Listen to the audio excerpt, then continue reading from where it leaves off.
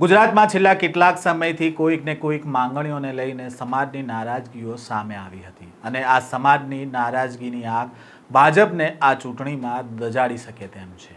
આ વખતની ચૂંટણીમાં ઓબીસી અનામત બેઠકના નવા રોટેશનનો અમલ થવાનો છે અને તેવામાં આ ચૂંટણીમાં કેવા સમીકરણો રચાયા છે અને કયા કયા સમાજ છેલ્લા કેટલાક સમયથી નારાજ છે તેની વાત કરીશું આ વિડીયોમાં। વૈષ્ણવજન તો તેને કહીએ જે પીડ પરાઈ જાનાને રે।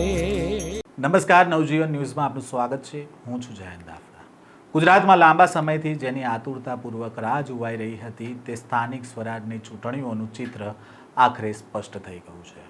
રાજ્યની 15 મહાનગરપાલિકા, 34 જિલ્લા પંચાયત અને 260 તાલુકા પંચાયતનો ચૂંટણીનો કાર્યક્રમ જાહેર કરી દેવામાં આવ્યો છે। આ વખતની ચૂંટણીની સૌથી મોટી વિશેષતા ઓબીસી અનામત બેઠકોનું નવું રોટેશન છે।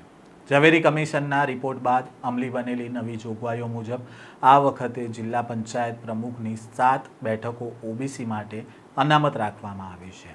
આ નવા જ્ઞાતિ સમીકરણો રાજકીય પક્ષો માટે નવી રણનીતિ ઘડવા મજબૂર પણ કરશે। તેવામાં ગુજરાતમાં છેલ્લા કેટલાક સમયથી સમાજોને લઈને જે માહોલ ગરમાતો જોવા મળી રહ્યો છે ત્યારે ક્યારેક ઠાકોર સમાજ સરકારથી નારાજ થાય છે, ક્યારેક કોળી સમાજ નારાજ થાય છે, તો ક્યારેક પટેલ સમાજમાં નારાજગી જોવા મળી છે, તો ક્યારેક માલધારી સમાજમાં પણ નારાજગી જોવા મળી છે। હાલમાં ગુજરાતની રાજકીય પાર્ટીઓમાં દરેક પ્રદેશ પ્રમુખ ઓબીસી વર્ગથી જ આવે છે, પણ ઓબીસી વર્ગ ઉપર ઓબીસી સમાજને લગતા મુદ્દાઓ ઉઠાવવાની વાત આવે છે ત્યારે વિપક્ષના જ નેતાઓ મેદાનમાં ઊભા હોય છે। આ વખતે પહેલીવાર ગુજરાતમાં સ્થાનિક સ્વરાજમાં ઓબીસી માટે 10% બદલે 27% બેઠકો અનામત રહેશે, જેમાં ઝવેરી કમિશનના રિપોર્ટ પર વિધાનસભાથી લઈને ઓબીસી સંમેલનો અને કોર્ટમાં અરજી સાથે અમિત ચાવડા સતત લડતા રહ્યા અને એના જ કારણે સ્થાનિક સ્વરાજની સંસ્થાઓમાં ઓબીસી સમુદાયોનું પ્રતિનિધિત્વ વધશે। હવે કોઈ પણ ઓબીસી નેતા ભાજપમાંથી લડે, કોંગ્રેસમાંથી લડે કે આપમાંથી લડે, આભારી તો અમિત ચાવડાનું જ રહેવું પડશે। બીજી બાજુ વાત કરીએ તો ગુજરાતમાં વારે ઘડી સમાજને લઈને ઊભા થતા મુદ્દાઓને જોઈએ તો એની રાજકીય રીતે પણ મોટી અસરો પડતી હોય છે। એનાથી રાજકીય પક્ષો પણ નફા નુકસાનના ગણિતો માંડતા હોય છે। વાત કરીએ ઠાકોર સમાજની, છેલ્લા કેટલાય સમયથી ઠાકોર સમાજની પણ નારાજગી જોવા મળી હતી। છેલ્લા કેટલીક ઘટનાઓ જોઈએ તો છેલ્લા કેટલાક સંમેલનો જોઈએ, વિવાદો જોઈએ, એ દરેક બાબતો ભાજપને ચિંતા જ ઊભી કરી દે તે પ્રકારના છે। ઠાકોર સમાજને વસ્તીના પ્રમાણમાં પ્રતિનિધિત્વ ઘણું ઓછું મળ્યું છે, ત્યારે જો ઠાકોર સમાજ સંગઠિત થાય અને એનું નુકસાન ભાજપને થાય તે પ્રકારની પણ અત્યારે શક્યતા છે। બીજી બાજુ કોંગ્રેસમાં ઠાકોર સમાજને ઘણું સારું સ્થાન મળ્યું છે, પ્રતિનિધિત્વ પણ મળે છે। ગુજરાત કોંગ્રેસ પ્રમુખ પણ એ જ સમાજમાંથી આવે છે, એટલે ઠાકોર સમાજનું કોઈ પણ પ્રકારે સંગઠિત થવું એ ઠાકોર સમાજના ભાજપમાં સંગઠનથી લઈને સરકારમાં ખાસ કોઈ મહત્ત્વના સ્થાન ન મળતા ભાજપ માટે ખતરાની ઘંટી અત્યારે કહી શકાય તેમ છે। બીજી તરફ બગદાણામાં કોળી સમાજના આક્રોશની આગ હજુ ઠરી નથી। ઘા તાજા છે। જો કોંગ્રેસ કોળી સમાજમાં સરકારે કરેલા અન્યાયની વાત લઈ જવામાં સફળ રહે છે તો ઇલેક્શનમાં પાર્ટીને જબરજસ્ત મોટો લાભ થઈ શકે છે। ગુજરાતમાં કોળી સમાજની વસ્તી ઘણી વધારે છે, ઓબીસી સમુદાયમાં મોટો હિસ્સો છે, ત્યારે ગુજરાતમાં વિપક્ષને કોળી સમાજની નારાજગીનો જો તેમણે લાભ લઈ શકે તો પણ અત્યારે ચૂંટણીના સમીકરણ બદલાઈ શકે તેમ છે। માલધારી સમાજના અમદાવાદ સહિત ઘણી જગ્યાઓએ આવાસ પર ડિમોલેશનની ઘટનાની વાત કરીએ ત્યારે પણ કોંગ્રેસ દ્વારા અવાજ ઉઠાવવામાં આવ્યો।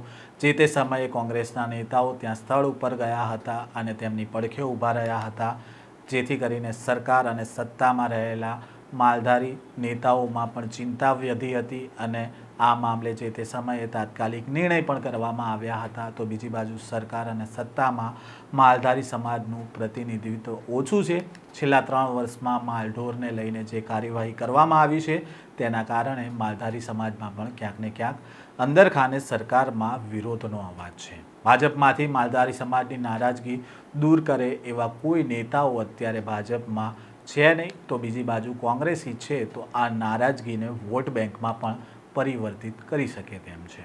હાલ ભાજપમાં 2-3 સમાજોનું પ્રભુત્વ વધારે છે. બીજી બાજુ ઓબીસી, દલિત, આદિવાસી, માઇનોરિટી કોમ્યુનિટીને તો આમ પણ ભાજપમાં કોઈ મહત્વનું સ્થાન મળતું નથી અથવા તો કહેવા પૂરતું જ સ્થાન મળ્યું છે, જેનાથી આ સમાજની પણ નારાજગી આ ચૂંટણીમાં જોવા મળી શકે છે. ત્યારે હવે ઓબીસી સમાજના લોકોનું સંગઠિત થવું, રાજકીય પ્રતિનિધિત્વની માંગણી કરવી ભાજપ માટે આવનારી ચૂંટણીમાં પડકારજનક બની શકે છે. આ એ સમાજો છે જેમના વોટ તો ભાજપ લઈ લે છે, પણ એમને યોગ્ય પ્રતિનિધિત્વ અને સ્થાન નથી મળતું. ત્યારે જો આ વર્ગ એક થઈ ગયો અને જાગૃત થઈ ગયો તો એનો લાભ આવનારા સમયમાં વિપક્ષને જરૂરથી મળી શકે છે. અને ભાજપને છેલ્લા કેટલાક વર્ષોથી જે ઓબીસી વોટ બેંકને આકર્ષતી હતી તે હવે પાછી ભાજપના હાથમાંથી સરકતી પણ આ ચૂંટણીમાં જોવા મળી શકે છે.